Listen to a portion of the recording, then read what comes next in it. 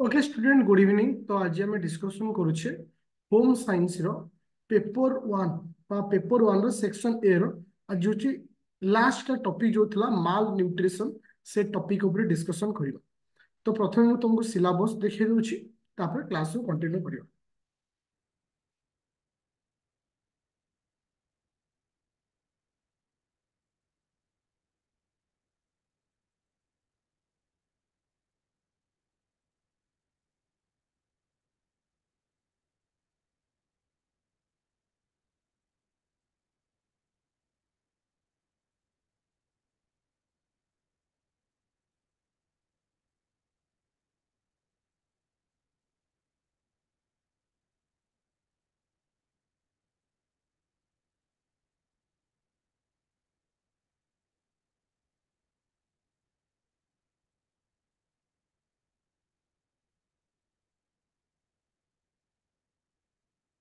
समस्त सिलेबस सब होछि बिले समस्त सिलेबस विजिबल होछि।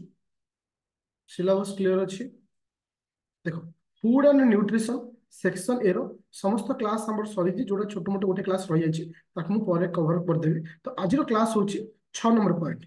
6 नंबर पॉइंट क्लास हूँ माल न्यूट्रिशन कजेस एंड इफेक्ट। तो ये रोचे तार गोटे जिन आउ गोटे पार्ट हूँ जे ये सोसाइटी ऊपर केमती इम्पैक्ट पकाउछि।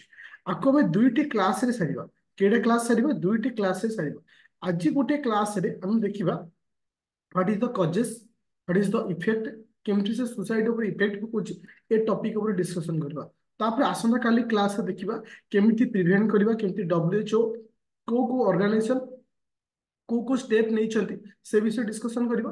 ता सहित ओडिशा गवर्नमेंट बा भारत सरकार एई माल न्यूट्रिशन को बंद करिया पई बा माल न्यूट्रिशन परसेंटेज को रिड्यूस करिया पई को स्टेप नहीं को स्कीम आनी से सब जिन हम डिस्कशन करबा। जेमति कि तुमे देखि पाइलो मिड डे मील होची गोटे स्कीम जोटा कि माल न्यूट्रिशन को कोन करिया पई ना रिड्यूस करिया पई गोटे स्कीम। तो वर्तमान मु पीडीएफ शेयर करूची। तो वर्तमान समस्त पीडीएफ शो होची बिले वर्तमान समस्त पीडीएफ शो होची। Everything is clear.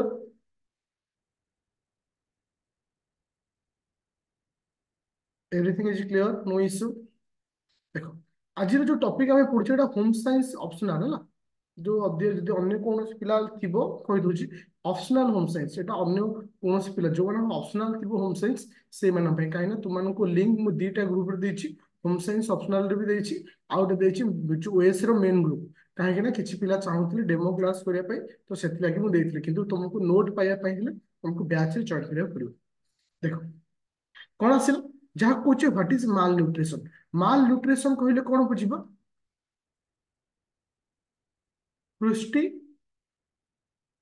हीनता कौन कहुए पुष्टिहीनता बोली कहुए जहाँ को कहुए कौन माल न्यूट्रिशन। साधारणतः माल न्यूट्रिशन कहले कौन बुझिया माल न्यूट्रिशन रेफर्स टू डेफिशिएंसी और एक्सेस इन न्यूट्रिशन। जदि तुम मानक पाखरे न्यूट्रिशन रो डेफिशिएंसी होची किंबा एक्सेस भी हो जाउची ताहले तुमको को माने कौन देखा मिलिबो ना माने माल न्यूट्रिशन रो सिंबल बा माल न्यूट्रिशन तुम मानक पाखरे देखा मिलथे जो मानक कतरे एक्सेस अमाउंट रो कौन करंती माने न्यूट्रिशन खांती बा जो मानक कतरे डेफिशिएंसी थाए। जदि तुम मानक कतरे डेफिशिएंसी होची बा तुम जदि एक्सेस खाउछ मेद बहुलता आसुची तुम्हें फैट तुम अत्यधिक मोटा हो जाउछ ये भी गोटे कौन होची ना माल न्यूट्रिशन गोटे पार्ट। बहुत सारा पिलांकर गोटे माइंड रे थाए जे पुष्टिहीनतार अर्थ होची खाद्य अभाव ना खाद्य अभाव सहित ये मध्य कौन हो पारियो ना अत्यधिक ओडिया मध्य देछि पुष्टिहीन होची पुष्टिहीनता पुष्टिकर खाद्यर अभाव किबा अत्यधिकता बा अत्यावश्यक पोषण तत्वर संतुलन किबा पुष्टिकर उपयोगी दुर्बलता को बुझाए। जब तुम अत्यधिक कौन खाद्य खाऊच कि खाद्यर परिमाण भी कम हो जाऊँगी ताको मैं कौन कहूँ ना माल न्यूट्रिशन। साधारणतः माल न्यूट्रिशन हवा तरह जमी कौन हो ना ओभर वेट तो तुमको माने कौन एक्सेस वेट तुम गेन कर जहाँ को मेद बहुलता कहवा अधिक ओजन जो तुमको अच्छी अंडर वेट तुमको जो एक्सेस बॉडी वेट हो जाऊँगी आउ कौन आसूची ना हाँ ता सहित कौन आसूची ना तुम बॉडी वीकनेस भी हो तुम मान कतिरे कौन आसो ना माल न्यूट्रिशन आसो। तापर आसिला कौन ना हाँ तो ये हूँ समस्त लक्षण माल न्यूट्रिशन बा पुष्टिहीनतार लक्षण। आई होप समस्ते बुझीपार माल न्यूट्रिशन आम क्या कहवा माल न्यूट्रिशन लक्षण कौन माल न्यूट्रिशन द्वारा कौन सब होता है। कम ओजन हेबा जोटा कि आमको माने विभिन्न प्रकार रोगाक्रांत हवा साधारणतः आम देखा तुम देखिथ जब अपपुष्टि जहाँ कही ये हूँ माल न्यूट्रिशन। एवरीवन क्लियर अच्छे। देख गोटे कथा मुझे तुमको कहबी ए माल न्यूट्रिशन को लेकिन जितेबाला एग्जाम क्वेश्चन आसे सब प्रेजेंट डाटा को लेखिक दब कहीं गत वर्ष गोटे क्वेश्चन आसाला जे what is malnutrition impact in the society society केमती इम्पैक्ट पकाउछि। आउ गोटे जिन मन रख ये पर्टिकुलर माल न्यूट्रिशन रे तुम्हें जब एक्सेस प्रेजेंट डाटा को आड कर तुम्हें भल मार्किंग पाइब। तो सही हिसाब से structure of the malnutrition in India जे वर्तमान आम देखा आम भारतर पुष्टिहीनतार स्थिति भारतर पुष्टिहीनतार स्थिति according to FAO food and agriculture organisation रो कहवा मुताबिक 194.4 मिलियन पीपुल इन इंडिया जो कि approximately 14.5% of total population are undernutrition. तो से न्यूट्रिशन अभाव घटुची कौन घटुची न्यूट्रिशन बा खाद्य अभाव घटुची जो मैंने कहार शिकार होती माल न्यूट्रिशन शिकार होती। जितेबाला गोटे देश में खाइबार अभाव देखा तुम रिसेंटली जानी नगड़ा नगड़ा कथा मन अच्छी ना नगड़ा कथा जानना रिसेंटली नगड़ा कथा मन अच्छी।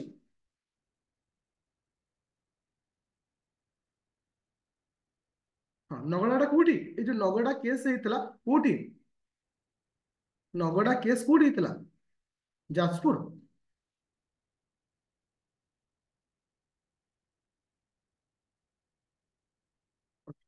आम ओडिशार नगड़ा केस आज तुम नेट मार्क देख कौन होता से समय सिनेरियो केमती खाद्य अभाव में पुष्टिहीनता केमती देखा लोक मान केमती डेथ होता सुकिंदा जाजपुर सुकिंदा। तो हाँ बस एति मन रख आपको ही कहे माल न्यूट्रिशन। तो या बेस कर गोटे रिपोर्ट प्रति वर्ष बाहर ग्लोबल हंगर इंडेक्स प्रत्येक वर्ष गोटे रिपोर्ट बाहर माल न्यूट्रिशन को बेस कर ग्लोबल हंगर इंडेक्स कहीं केत आम कौन रहा खाद्य अभाव केत देखा जो आमको खाइबा खाइबा मिलनी। तो ग्लोबल हंगर इंडेक्स रे भारत पोजीशन हूँ के ना 111 केते नंबर रू 125 रु 111 हूँ कौन भारत पोजीशन जहाँ कौ मसीह ना अकॉर्डिंग टू 2023 मसीह अकॉर्डिंग टू 2023 मसीह। तो ये थिला हूँ कौन ना माल न्यूट्रिशन बा भारत में पुष्टिहीनतार स्थिति भारत में पुष्टिहीनतार स्थिति। तापर देखिए कौन साधारणतः तुम जो हंगर इंडेक्स आम बाहर करुचे कौन बाहर करुचे तुम हंगर इंडेक्स जो बाहर करुचे क्या बेस करी तुम मानकर ग्लोबल हंगर इंडेक्स एक्सक्यूज तीनोटी माने तीनोटी पॉइंट को बेस करी ग्लोबल हंगर इंडेक्स बाहर था। प्रथम हूँ चाइल्ड अंडर न्यूट्रिशन जहाँ को कहुचे शिशु पुष्टिहीनता। द्वितीय हूँ कौन ना चाइल्ड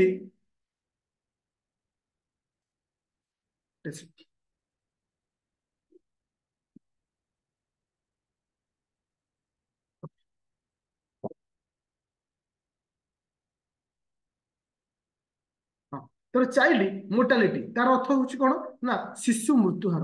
तो तापर आसला कौन ना फूड सप्लाई ए तीनोटी पॉइंट को देखिक आमर मृत्यु हार शिशु मृत्यु हार मोर्टालिटी जहाँ कहुए हाँ तार अर्थ कौन देख गोटे देश आम से कहवा से देशर माल न्यूट्रिशन टा परसेंटेज बढ़ी बढ़ी जाऊँगी केमी जाना केमी जाना गोटे देशर हंगर इंडेक्स केते हाई रोचे। तो ये डिपेंड करे जदि से देशर शिशु मानकर पुष्टिहीनता ऊपर डिपेंड करे शिशु मानकर मृत्यु हार ऊपर डिपेंड करे आउ गोटे आसला कौन ना फूड सप्लाई ऊपर डिपेंड करता है। ये तीनोटी मुख्य कारण को बेस करी तुम मानकर कौन डिक्लेयर करा जाए ना हंगर इंडेक्स देखा जाता है।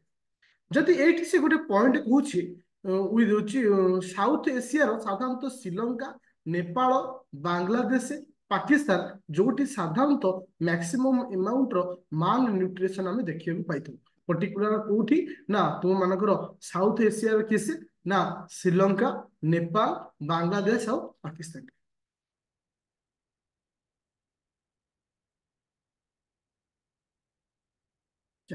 एबे जो नेक्स्ट पॉइंट में कहूची what are the reason for malnutrition जे साधारणतः माल न्यूट्रिशन बा भारत रे प्रचुर पुष्टिहीनतार कारण कौन एटा गोटे लंग क्वेश्चन रे एटा को ही वर्णना करिया देई थाए what is mall nutrition and cause of mall nutrition मन रख पिले आमे जतबे आपको लेखिबा वर्तमान सिचुएशन को देखिके लेखिबा प्रथम कारण कौन प्रथम काम कारण होची monoculture agricultural product monoculture agricultural product तो तुम्हें देखियो पिले आज भी भारत वर्ष रे देश स्वाधीन हवा परेटू वर्तमान आम प्रोडक्शन 5% बढ़ी किंतु आम मान कतिरे माल न्यूट्रिशन इश्यू आज भी अच्छी आज पुष्टिहीनतार शिकार अनेक पिला होउछन्ति आर कारण सब कौन प्रथम जो मोनोकल्चर एग्रीकल्चर मोनोकल्चर एग्रीकल्चर तो माने एक चाटिया कृषि अभ्यास एक चाटिया कृषि अभ्यास तो कौन तुम्हें लक्ष्य करते सपोज मु आम ओडिशार गाँ गहली कथा कहूँ देखिए से स्पेसिफिक कौ चाष करुवे धान चाष करुवे बास धान चाष पर बंद ना सी बिरी चाष आगुरी होता एवं नहीं मुग चाष करुले आगुरी एवं नहीं कौटी कहाँ बा देखा मिले तो एगुड़ा हूँ कौन ना मोनोकल्चर गोटे चाष कले छाड़देले आउ कौन आसला ना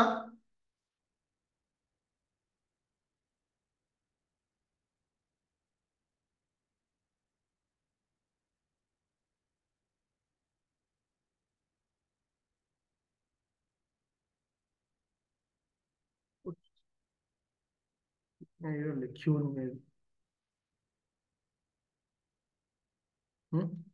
चलो गोटे से हाँ तापर आसला हूँ कौन ना आमर जो हाँ एबे चल एबे देखले शो होची मार्क कौन होची देखुछु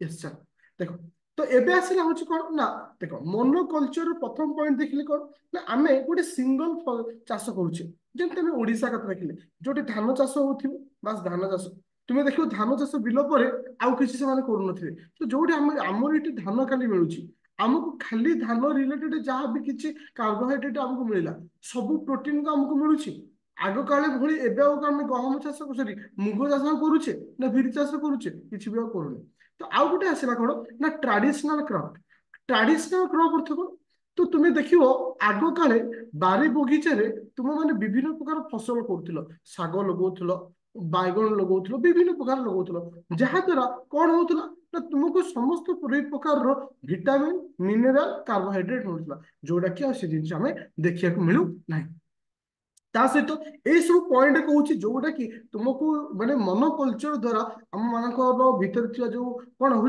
ना माने खाद्य अभाव देखा पुष्टिहीनता देखा तुम्हें थे लक्ष्य कर पिले दीर्घ 10 ରୁ 15 वर्ष तले तू लक्ष्य कर कौन सी रोग हेले तुमको विटामिन बटिका दि जाऊ एबे कौन सी भी रोग गोटे हो आग तुमको विटामिन बटिका दि जाऊँ कहीं ना आम मान खाद्यपेय आम मानकर नैत दिन जोटा आम व्यवहार करुचे जो खाया जिन सब जिन माने कंप्लीट न्यूट्रिशन रोनी कौ दिन आम पुरा प्रोटीन खाई दौचे तो कौ दिन पुरा कौन कार्बोहाइड्रेट खाई दौचे तो किसी मेंटेन कर तो से विटामिन रो इनबालांस रोचे ये हूँ गोटे कारण तो प्रथम आम भारत वर्ष में माल न्यूट्रिशन कहीं देखा बिकज मोनोकल्चर सकाशे तो ये द्वितीय जीवा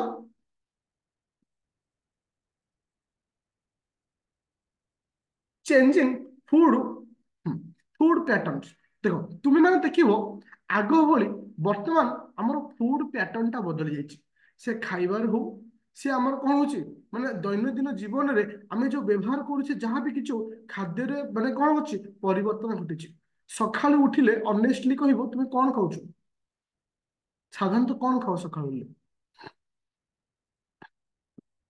अनेस्टली कह एबे इडली सांबर डोसा ये सब जिन चलती उपमा ये सब बरा इडली ये सब जानची ना नहीं थे भाव हाँ थे भाव 10 ରୁ 10 वर्ष तले आम मु तो माने चलो माने मैक्सिमम पिला सका कौन कहते पखाल सब द बेस्ट ଆଗରୁ କଣ ଖିଆ ହଉଥିଲା? ଚୁଡା ଖିଆ ହଉଥିଲା, ଛତୁଆ ଖିଆ ହଉଥିଲା, ମୁଢି ଖିଆ ହଉଥିଲା। ତ ଏସବୁ ଜିନିଷ, ଇଣ୍ଡିଆନ ହର୍ଲିକ୍ସ ଥିଲା ହଉଛି ଛତୁଆ, ଯୋଉଠି ଦେଖ ସେଠି କାର୍ବୋହାଇଡ୍ରେଟ ପାଉଥିଲ, ପ୍ରୋଟିନ ପାଉଥିଲ, ସବୁ ମିଶିକି ତୁମ ପାଇଁ ରହୁଥିଲା। ଏବେ ଛତୁଆ ଖାଲି ପିଲାଙ୍କ ଆଗରେ ଦେଖିଲେ ପିଲା ବାନ୍ତି କରି ପକଉଛନ୍ତି। ମାନେ ଛତୁଆ ପ୍ରତି ଏମିତି ଏମାନଙ୍କର ମାନେ ଫୁଡ ପ୍ୟାଟର୍ନ ବଦଳି ଯାଇଛି। ତ ଛୋଟ ଛୁଆକୁ ଟିଫିନରେ ଦିଆଯାଉଛି ଇପି, ମ୍ୟାଗି, ନୁଡୁଲ୍ସ। ସେ ଜାଣିନାହାନ୍ତି ଛତୁଆ କଣ, ଏ ଜିନିଷ କଣ। ତ ଇଏ ସବୁ ଇଏ ହଉଛି ଗୋଟେ କାରଣ, ଯୋଉଟା କି ଫୁଡ ଦେଖ, ଫୁଡ ଆମ ଭିତରେ ମାନେ କାହାର ଅଭାବ ହଉଛି। ହଁ କୁରୁକୁରି। ହଁ ଆଉ କଣ କରୁଛି ନା ମାଲ ନ୍ୟୁଟ୍ରିସନ ଅଭାବ ଦେଖିବାର ଗୋଟେ କାରଣ। ତାହେଲେ ଦିଟା କଜ ଆମେ ଦେଖିଲେ। ତୃତୀୟ କହୁଛି ପଭର୍ଟି, ଦାରିଦ୍ରତା। ଦେଖ ଇଏ ହଉଛି ଗୋଟେ ନିଶ୍ଚିତ, ସେଦିନ ବି ଥିଲା, ଆଜି ବି ମଧ୍ୟ ଅଛି। ଯୋଉମାନେ ଦାରିଦ୍ର୍ୟର ତଳେ ଅଛନ୍ତି, ସେମାନେ ତାଙ୍କ ପିଲାମାନଙ୍କୁ ସଠିକ ପରିମାଣର ମିନେରାଲ, ପ୍ରୋଟିନ, ଭିଟାମିନ ଦଉନାହାନ୍ତି। ତୁମେ ଯେତେବେଳେ ଛୋଟ ଛୁଆ ଜନ୍ମ ହଉଛି, ସେରେଲାକ୍ସ ଦେବା ଆରମ୍ଭ କରିଦଉଛୁ।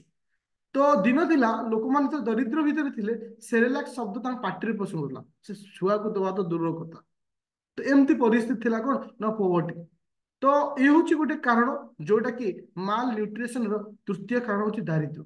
ଦାରିଦ୍ର୍ୟ ସକାଶେ ଗୋଟେ ପିଲା ସାଧାରଣତଃ ପୃଷ୍ଟିହୀନତା, ଯୋଉ ଆମକୁ ଯୋଉ ରୋଗ, ଯୋଉ ମାଲ ନ୍ୟୁଟ୍ରିସନ, ସାଧାରଣତଃ ଆମେ 1 ରୁ 5 ବର୍ଷ ଭିତରେ ଦେଖିବାକୁ ପାଇଥାଉ। ଏଇ ପିରିୟଡ ଭିତରେ ମ୍ୟାକ୍ସିମମ୍ ଦେଖାଯାଏ, କାରଣ ଏଇ ପିରିୟଡ ଭିତରେ ମ୍ୟାକ୍ସିମମ୍ ଛୋଟ ଛୁଆଙ୍କର ଡେଥ୍ ହେଇଥାଏ ଖାଦ୍ୟ ଅଭାବରୁ। ଯୋଉ ନଗଡା କେସରେ ଏଇଠି ଏଇ ଜିନିଷ ହିଁ ହେଇଥିଲା। ତାର ତ ଗୋଟେ ହଉଛି ପଭର୍ଟି। ସପୋଜ ତମକୁ ଡକ୍ଟର ଲେଖିବେ ସେରେଲାକ, ସେରେଲାକ ତ ଗୋଟେ ସେରେଲାକ ରେଟ୍ କେତେ ଅଛି? 400 ନା 500 ବୋଧେ। 295, 400। ତ ଗୋଟେ ଭାବ, ଗୋଟେ ସେରେଲାକ ଗୋଟେ ଖାଇଲେ 2-3 ଗୋଟେ ଛୁଆ ଖାଇବ, ସେଟା ଗରିବ ଘର ଲୋକଟା କେମିତି ଦବ? ଇଏ ହଉଛି ଗୋଟେ କାରଣ। ତାପରେ ଆସ, ଆଚ୍ଛା, ନଗରରେ ଭାତ ଲୁଣ ଖାଉଥିଲେ। ଯୋଉଠି ମାଲ ନ୍ୟୁଟ୍ରିସନ ତୁମେ ଦେଖିବ, ସେ ଦେଖ ତୁମେ ଦେଖିବ ଯେତେକ ମାନେ ସାଉଥ କଣ୍ଟ୍ରି ଆଡକୁ ଯାଅ, ମାନେ ଯଦି ତୁମର ଆଫ୍ରିକା ଆଡକୁ ଯାଅ, ସେମାନଙ୍କ ଭିତରେ ପ୍ରାୟତଃ ତୁମେ ଦେଖିବ ସେମାନଙ୍କ ଭିତରେ ଖାଦ୍ୟର ମାନେ ମାନେ ସେଇ ନ୍ୟୁଟ୍ରିଏଣ୍ଟ ଫୁଡ ସେମାନେ ପାଉନାହାନ୍ତି। ଓକେ। ଆଉ ଗୋଟେ ହଉଛି କଣ ନା sanitisation, cleaning drinking water, clean drink water. ତୁମେ ଦେଖିବ ଆଜି ତ ଆଜିକାଲି ତ ସମସ୍ତେ ଟିକେ ଆୱାରନେସ୍ ହେଇଗଲାଣି। ଫିଲ୍ଟର ପାଣି ଆଟଲିଷ୍ଟ ଯୋଉମାନଙ୍କର ଆକ୍ୱାଗାର୍ଡ ନାହିଁ, ଫିଲ୍ଟର ପାଣି ୟୁଜ କରୁଛ କିମ୍ବା ନଳକୂପ ପାଣି। ସବୁଠାରୁ ବେଷ୍ଟ ଫିଲ୍ଟର ଆଉ ଆକ୍ୱାଗାର୍ଡ ଠାରୁ ସବୁଠାରୁ ସ୍ୱଚ୍ଛ ପାଣି ହଉଛି ନଳକୂପ ପାଣି, ଯୋଉଟା ବୋରୱେଲ ହେଇଥାଏ, ପୁରା ମାଟି ତଳୁ ଯୋଉ ପାଣିଟା ଆସିଥାଏ। ତ ସେତେବେଳେ ଲୋକମାନେ ପିଉଥିଲେ କଣ ନା ନଈ ପାଣି ପିଉଥିଲେ। ହଉଛି କୋଉ ପାଣି ନା ଯୋଉ ଚୁହା କରି ଯୋଉ ପାଣି ଉଛଳେ ସେ ପାଣି ପିଉଥିଲେ। ତ ଯୋଉଟା କି ଅନହାଇଜେଟିକ ଥିଲା, ଯୋଉଟା କି ତମର ମାନେ ସାନିଟାଇଜିଂ ୱାଟର ନଥିଲା, କ୍ଲିନ ୱାଟର ନଥିଲା। ଇଏ ବି ଗୋଟେ କାରଣ ତୁମମାନଙ୍କର ମାଲ ନ୍ୟୁଟ୍ରିସନ ହବାର ବା ତୁମମାନଙ୍କର ହଉଛି ପୃଷ୍ଟିହୀନତା ହବାର ଗୋଟେ ପରମ କାରଣ। ବୁଝିପାରିଲ? ଆଉ ଗୋଟେ ଆସିଲା ମାଇଗ୍ରେସନ, ଆଉ ଗୋଟେ ଆସିଲା ମାଇଗ୍ରେସନ, ଲ୍ୟାକ୍ ଅଫ୍ ଆୱାରନେସ୍। ତ ଏବେ ଆଉ ନାହିଁ ଏତେ, ଏବେ ଦେଖିବ ଏବେ ଆଉ ଏତେ ନାହିଁ। ଏବେ ସବୁ ଠିକ, ଏବେ ଟିକେ ସମସ୍ତେ ସୁଧୁରି ଗଲେଣି। এই ওয়াটার রিলেটেড কিছু প্রোবলেম এতে আসুনি। কিন্তু ଆଉ ଗୋଟେ ହଉଛି କଣ ମାଇଗ୍ରେସନ। তুমি ଦେଖିଛ ପିଲେ କେତେବେଳେ ମାଇଗ୍ରେସନ ହଉଛି ଲେବର, ମାନେ ମାଇଗ୍ରେସନ ଲେବର ଅର୍ଥ କଣ? ତୁମେ ଦେଖିଥିବ ଧରକ ଏବେ ଖରା ଦିନ ଆସିଲା ନା, ରାସ୍ତା କରେ ରାଜସ୍ଥାନରୁ କିଛି କିଛି ଲୋକ ଆସି ବସିଥିବେ, କିନ୍ତୁ ରାଜସ୍ଥାନୀ ଜିନିଷ ବିକୁଥିବେ, ଯୋଉ ଆମର ମାଟିରେ ଯୋଉ ତିଆରି ହେଇଥାଏ। ଆଉ ଗୋଟେ ଜାଗା ତୁମେ ଦେଖିବ ବିହାର ସାଇଡରୁ ଲୋକ ଆସିବେ ପୁରା ଫ୍ୟାମିଲି ଧରିକିରି, ପିଲା ଛୁଆ ମାନେ ବାପା ମା ଏକ୍ସ ୱାଇ ଜେଡ୍ ଯେତେ ଜଣ ଅଛନ୍ତି ଗୋଟେ ଗାଡିରେ ଭର୍ତ୍ତି ହେଇକି ଆସିବେ। ତ ଏଠି କଣ ହୁଏ, ଯେତେବେଳେ ଆମେ ମାଇଗ୍ରେସନ କରୁ, ଏରିଆ ୱାଇଜ ସବୁ ଜିନିଷ କ୍ଲାଇମେଟ ଚେଞ୍ଜ ହୁଏ, ଏରିଆ ୱାଇଜ ବିଭିନ୍ନ କଣ୍ଡିସନ ଦେଇ ଆମକୁ ଯିବାକୁ ପଡେ, ଖାଦ୍ୟ ପେୟକୁ ଦେଖିବାକୁ ପଡେ। ତ ଇଏ ବି ମଧ୍ୟ ଗୋଟେ କାରଣ, କଣ ପାଇଁ ନା ଆମର ମାଲ ନ୍ୟୁଟ୍ରିସନ ପାଇଁ। ତାପରେ ଯିବା କଣ ଆସିଲା, ଆଚ୍ଛା, ଜେଣ୍ଡର ଇନଜଷ୍ଟିସ, ଜେଣ୍ଡର ଇନଜଷ୍ଟିସ। এটা ତମେ କେବେ ଫିଲ୍ କରିଛ ପିଲେ? କେବେ ଦେଖ ଲିଙ୍ଗ ଲିଙ୍ଗ ଅନ୍ୟାୟ ବା ମାନେ ତୁମେ ଦେଖିବ ଲିଙ୍ଗଗତ ଅନ୍ୟାୟ କେବେ କେବେ ନିଜେ ଅନୁଭବ କରିଛ? ସାଧାରଣତଃ ଘରେ, ମାନେ ଘରେ ମାନେ ସ୍ଲାଇଟଲି ଅନୁଭବ କରିଥିବ। ଦେଖିବ ଗୋଟେ ଘରେ ଗୋଟେ ପୁଅ ଥିବ, ତାର ଗୋଟେ ଭଉଣୀ ଥିବ, ଖାଇବାକୁ ତ ବଣ୍ଟା ଯାଇଥିବ, ପୁଅକୁ ଟିକେ ଭଲ ଜିନିଷ ଦିଆଯାଇଥିବ, ଝିଅକୁ ଟିକେ କମ ଦିଆଯାଇଥିବ, ସ୍ଲାଇଟଲି 19-20ରେ ଏପଟ ସେପଟ ହୁଏ। ହଁ କି ନା? ଯଦି ଗୋଟେ ହଁ, ଯଦି ମାଛ ମୁଣ୍ଡ ଝିଅ ମାନେ ପୁଅ ବାଣ୍ଟିରେ ପଡିଛି, ଝିଅ ବାଣ୍ଟିରେ 2 ପିସ୍ ପଡିଥିବ, କିନ୍ତୁ ମାଛ ମୁଣ୍ଡ ନଥିବ। ଏ ଜିନିଷ ଦେଖିବାକୁ ତମେ ପାଇବ। ତ ଏଟା ହଉଛି କଣ ସାଧାରଣତଃ ଛୋଟ ବେଳ କଥା କୁହାଯାଇଛି। ହଁ ସାଧାରଣତଃ ଜେଣ୍ଡର ଇନଜଷ୍ଟିସ ଟା ଯେ ଏଟା ସୋସାଇଟିରେ ଏବେ ବି ଚାଲିଛି। କୋଉଠି ଅଧିକ ହଉଛି ତ କୋଉଠି କମ ହଉଛି। ଯେତେବେଳେ ଗୋଟେ ଝିଅକୁ ନ୍ୟୁଟ୍ରିସନ ଟା ଠିକ ମିଳୁନାହିଁ, ଯଦି କାଲି ସକାଳେ ଯେତେବେଳେ ସେ ମ୍ୟାରେଡ କରିବ, କାଲି ସକାଳେ ହଁ ସେ କଣ କରୁଛି, ପୃଷ୍ଟିହୀନ ଝିଅ ମାନେ ପୃଷ୍ଟିହୀନ କିଶୋରୀ ହୋଇଯାଇଥାନ୍ତି। କିଶୋରୀ ଅର୍ଥ ବୁଝିପାରୁଛ? କିଶୋରୀ ଅର୍ଥ କଣ?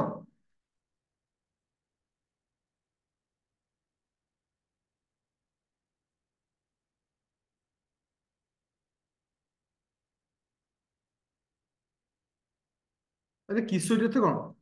ହଁ କିଶୋର ଅବସ୍ଥା ଆସିଗଲା ପରେ ତ ସାଧାରଣତଃ ଝିଅ ମାନଙ୍କୁ ସାଧାରଣତଃ କଣ କରିଦିଅନ୍ତି, ବିବାହ କରିଦେଇଥାନ୍ତି। ଯେତେବେଳେ କିଶୋର ଅବସ୍ଥା ଗୋଟେ ଝିଅଟି ଆସିଯାଉଛି ତ ତାକୁ ଯେତେବେଳେ ସେ ଦେଖ ଅଲରେଡି ସେ ଛୋଟ ବେଳଠୁ ପୃଷ୍ଟିହୀନତାରେ ଅଛି, ପୃଷ୍ଟିହୀନତା ସହିତ ସେ ଗତି କରି ଆସୁଛି, କିଛି ଦିନ ପରେ ସେ କିଶୋର ଅବସ୍ଥାକୁ ପଳାଉଛି, ସେଇ କିଶୋର ଅବସ୍ଥାରେ ମଧ୍ୟ ସେ ପୃଷ୍ଟିହୀନତାର ଅଭାବ ଆସୁଛି, ତାପରେ ସେ ବାହା ହେଇଯାଉଛି। ଯଦି ସେ ବାହା ହେଇଯାଉଛି ସେ ତ ନିଜେ ପୃଷ୍ଟିହୀନ, ନିଜ କତିରେ ଠିକ ସେ ମାନେ ଖାଦ୍ୟ ପିଇବାକୁ ନଥାଏ, ନିଜେ ଠିକ ସେ ମାନେ କଣ ହେଇଛି ମାନେ ନ୍ୟୁଟ୍ରିସନ ପାଉନି, ଯେତେବେଳେ ସେ ପିଲାଟି ତା ପାଖରେ ରଖି ଦଉଛି ତା ଅବସ୍ଥା କଣ ହଉଥିବ। ପ୍ରାୟତଃ ଏବେ ବି ସୋସାଇଟିରେ ଏ ଜିନିଷ ଦେଖିବାକୁ ପଡୁଥିବ, ମାନେ ମା ମାନଙ୍କର ଅବସ୍ଥା ପୁରା ଯାଉଥିବ ଆଉଥିବ କିନ୍ତୁ ତାଙ୍କ ପେଟରେ ଗୋଟେ ପିଲା ଥିବ। ଇଏ ହଉଛି କଣ ନା ଜେଣ୍ଡର ଇନଜଷ୍ଟିସ। କଣ ଆସିଲା? ଜେଣ୍ଡର ଇନଜଷ୍ଟିସ। ତାପରେ ଯେଉଁମାନେ ଶୀଘ୍ର ବିବାହ କରନ୍ତି ଏବଂ ସନ୍ତାନ ପ୍ରାପ୍ତି କରନ୍ତି ସେମାନେ ପୃଷ୍ଟିହୀନ ହୁଅନ୍ତି ଏବଂ ତେଣୁ ହଁ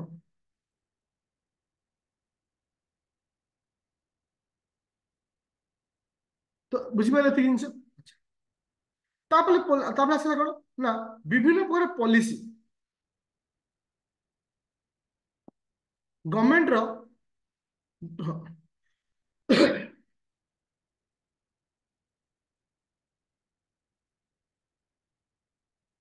ତ ବିଭିନ୍ନ ପ୍ରକାର ପଲିସି ଯୋଉ ଗଭର୍ଣମେଣ୍ଟରେ ଆସୁଛି ସେ ଗଭର୍ଣମେଣ୍ଟର ପଲିସି ମଧ୍ୟ ଠିକ ଭାବରେ ଆୱାରନେସ୍ ହେଇପାରୁନି। ତ ଏତେ ସାରା କଜେସ୍ ମୁଁ ତୁମମାନଙ୍କୁ ଦେଖେଇଲି, ଏତେ ସାରା କଜେସ୍ ତୁମ ଡିପେଣ୍ଡ କରେ ତୁମମାନଙ୍କର ଏକ୍ସାମରେ ଯୋଉ କ୍ୱେଶ୍ଚିନ୍ ଆସିବ ତୁମେ କୋଉ ହିସାବରେ ଲେଖିବ। ତାହେଲେ ସମସ୍ତେ ବୁଝିଲୁ ଆଜି ଆମେ ଯୋଉ ସମ୍ପୂର୍ଣ୍ଣ କ୍ଲାସ୍ ସରିନି ଆଉ ଅଛି।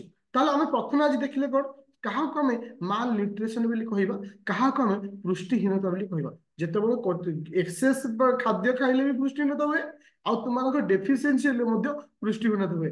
ମାନେ ଯୋଉ ମେଦବହୁଳତା ବି ଗୋଟେ ପୃଷ୍ଟିହୀନତାର ଗୋଟେ ଲକ୍ଷଣ, ୱେଟ୍ ଲସ୍ ବି ମଧ୍ୟ ଗୋଟେ ପୃଷ୍ଟିହୀନତାର ଲକ୍ଷଣ, ଯୋଉଟା କି ପ୍ରେଜେଣ୍ଟ ଡାଟା ଆମେ ରଖିଲେ। ଆଉ ତା ସହିତ ଆମେ ଦେଖିଲେ କଣ ନା ଓଡିଶାରେ ବା ସରି ଭାରତରେ ବା ଓଡିଶାରେ ହଉ କୋଉ କୋଉ କାରଣ ସକାଶେ ମାଲ ନ୍ୟୁଟ୍ରିସନ ଆମର ହେଇଥାଏ। ଏବେ ଦେଖିବା ଇମ୍ପାକ୍ଟ କଣ ପଡୁଛି। ଏବେ ଦେଖିବା ଇମ୍ପାକ୍ଟ କଣ ପଡୁଛି। ଦେଖ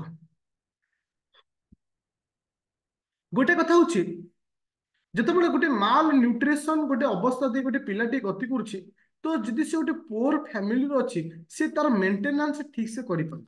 ପ୍ରଥମ କଥା ଆମକୁ ଇମ୍ପାକ୍ଟ ପଡୁଛି, କାହିଁକି ନା ତାର ଶାରୀରିକ ଯେତେବେଳେ ଗୋଟେ ଅକ୍ଷମତା ଦେଇ ଗତି କରୁଛି ଆଉ ସେ ମାଲ ନ୍ୟୁଟ୍ରିସନ ଗୋଟେ ପୃଷ୍ଟିହୀନତାର ଶିକାର ହଉଛି, ତାପରେ ତାକୁ ଠିକ ସେ ଚିକିତ୍ସା କରିପାରୁନି, ଯାହା ଫଳରେ ମୃତ୍ୟୁ ଘଟୁଛି। ତାପରେ ଆସିଲା କଣ ନା ହେଲ୍ଥ କେସରେ ହଉ ବା ତାର ଠିକ ସେ ଧ୍ୟାନ ଆଉ ପ୍ରଡକ୍ଟ ରିଡ୍ୟୁସ ଦ ପ୍ରଡକ୍ଟିଭିଟି, ପ୍ରଡକ୍ସନ ଆମର ରିଡ୍ୟୁସ କଣ ପ୍ରଡକ୍ଟିଭିଟିଟା ଆମର ରିଡ୍ୟୁସ ହଉଛି। ଓବିୟସଲି ଆମର ପ୍ରଡକ୍ଟିଭିଟିଟା ରିଡ୍ୟୁସ ହବନି। ସପୋଜ ମୁଁ ଗୋଟେ ଏରିଆ କଥା କହିଲି, ଏ ଏରିଆରେ ଆଜି 10 ଜଣ ପିଲା ଜନ୍ମ ହୋଇଛନ୍ତି, ଏ 10 ଜଣ ପିଲା ଯଦି ପୃଷ୍ଟିହୀନତାର ଶିକାର ହୁଅନ୍ତି, ଯେତେବେଳେ ସେମାନେ ବଡ ହେବେ ସେ ତାଙ୍କ ଏଜରେ ସେଇ ହିସାବରେ ପ୍ରଡକ୍ଟିଭିଟି କରିପାରିବେ କି, ସେଇ ହିସାବରେ ତାଙ୍କ ବ୍ରେନକୁ ବ୍ୟବହାର କରିପାରିବେ କି? କିଛି କରିପାରିବେନି। ତ ଯେତେବେଳେ ତୁମେ ଲକ୍ଷ୍ୟ କରିଥିବ ଆଜିକା ପିଲାମାନେ ଯୋଉମାନେ ତୁମମାନଙ୍କର ସବୁ ଅଛନ୍ତି ମାନେ ଗେହ୍ଲା ପୁଅ ଝିଅ ଯୋଉମାନଙ୍କୁ ତୁମେ କଣ ଦଉଛ, ଇପି ନୁଡୁଲ୍ସ ଏକା ଦଉଛ, ତାଙ୍କ ବ୍ରେନକୁ ଦିନେ ଟେଷ୍ଟ କର, ସେମାନଙ୍କ ମାଇଣ୍ଡରେ ହଠାତ୍ କିନା ପ୍ରେଜେନ୍ସ ଅଫ ମାଇଣ୍ଡ ଆସିବନି। କାହିଁକି ନା ତାଙ୍କ ମାଇଣ୍ଡରେ ଡେଭଲପମେଣ୍ଟ ଏତିକି ହୁଏ ନା। ଆଉ କଣ ଆସେ, slow economic growth. Slow economic ଗ୍ରୋଥର ଅର୍ଥ ହଉଛି ଯେ ଯେତେବେଳେ ସେଇ ପିଲାଟା ବଡ ହଉଛି ଇକୋନୋମି ଡେଭଲପମେଣ୍ଟରେ ତାର ଯୋଉ ଭୂମିକା ରହିବା କଥା ସେଇ ଭୂମିକା ମଧ୍ୟ ରହୁନି। ତ ଆମର ଇକୋନୋମିର ସ୍ଲୋ ଗ୍ରୋଥ ରେଟ୍ ରହୁଛି, ଆମର ପ୍ରଡକ୍ଟିଭିଟିରେ ମଧ୍ୟ ଗ୍ରୋଥ ରେଟ୍ ମଧ୍ୟ ସ୍ଲୋ ରହୁଛି। ତା ସହିତ ସେ ଫ୍ୟାମିଲି ସେ ସୋସାଇଟି କାହାର ଶିକାର ହଉଛନ୍ତି ନା ଗୋଟେ ହଉଛି ପୁଅର ଇକୋନୋମି ଦ୍ୱାରା ଯେହେତୁ ମେଡିକାଲ ବା ଫାଇନାନ୍ସିଆଲ କ୍ରାଇସିସରେ ଗତି କରୁଛନ୍ତି। ଇଏ ହଉଛି ଇମ୍ପାକ୍ଟ।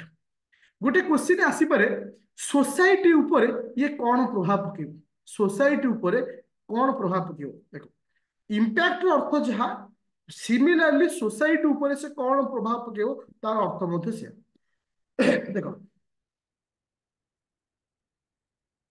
तो प्रथम कथा जितेबाला गोटे व्यक्ति बा गोटे कौन हूँ गोटे पिला माल न्यूट्रिशन रो माने कब्जा को आसूची अख्तियार होची तो विभिन्न रोगर शिकार होची विभिन्न रोगर शिकार होची प्रथम कथा द्वितीय कथा डेवलपमेंट कौन होची सेति तार डेवलपमेंट होची फिजिकल डेवलपमेंट मेंटल डेवलपमेंट ता कतरे सटीक हे पाबो मु तुमको गोटे एग्जांपल देइतिले थरे तुम तो समस्ते पाठ पढ़ुछ तुम थे भाविल जिते तुम 10th क्लास पढ़ुल तुम क्लास जो पिला माने पढ़ुले केडे केडे पिला थे मैंने हाइट रे हो हेल्थ रे हो आ वर्तमान जो पिला पढ़ुଛନ୍ତି 10th रे थोड़ा टिके भाव तो इमेजिन करि परछ केते चेंज ହେଇଛି सोसाइटी रे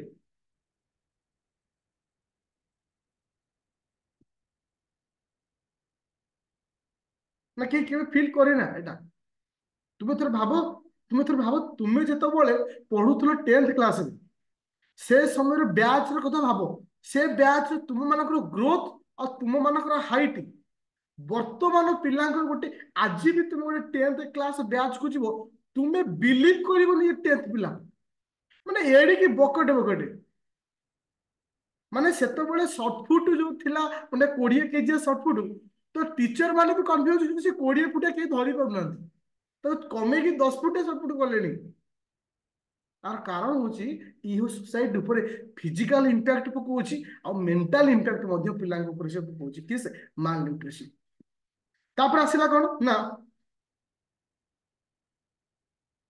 अच्छा लो प्रोडक्टिविटी अफकोर्स जोड़ा कि तुम मानक कहली तुम मानक प्रोडक्टिविटी लो हो जाउछि पोर मेंटल हेल्थ तो एति होछि तुम मानकर टॉपिक ये होछि कोन सोसाइटी ऊपर कोन कोन प्रभाव पकाउछि पोर मेंटल हेल्थ आउ गोटे है कौन ना barrier to socio economic development तो आम मानकर सोसियो इकोनोमिक डेवलपमेंट रे ये गोटे बैरियर भाया काम कर बाधक साजुच अफकोर्स जदि गोटे पिला मेंटाली आउ फिजिकल जदि फिट न हो केमती हो पार देख आज तुमको आज गोटे कथा कहूँ मन रखियो आज डिफेन्स जो हाइट अच्छी आउ 10 वर्ष पर से हाइट पिला भी तुम पाइबनी से ऑब्वियसली कमी आसे एटा चलुच माने ऑटोमेटिक सोसाइटी रे तुम मानकर हाइट ऑलरेडी डाउन ही आसुची एवरी क्लियर अच्छे आज क्लास को नहीं आज क्लास जो थिला अच्छी माल न्यूट्रिशन कहले कौन बुझा माल न्यूट्रिशन कारण कौन थिला आ माल न्यूट्रिशन रो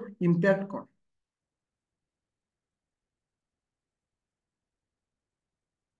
पूरा क्लियर अच्छे समझते नो डाउट नो झिलिबिली everything is clear math class तो अपलोड करिए